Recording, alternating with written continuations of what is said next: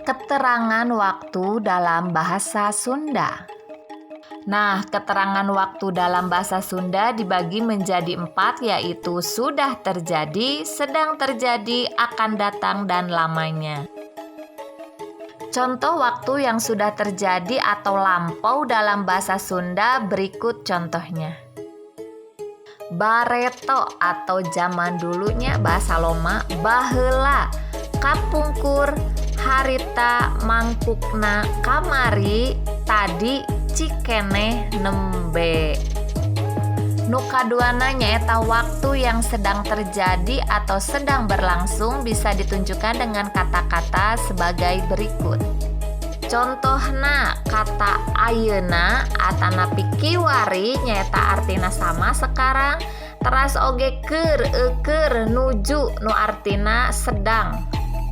Tah nu katiluna keterangan waktu yang akan datang atau belum terjadi biasanya ditunjukkan dengan kata-kata isuk, enjing nyaeta saminya hartosna besok mung aya loma sareng bahasa halusna.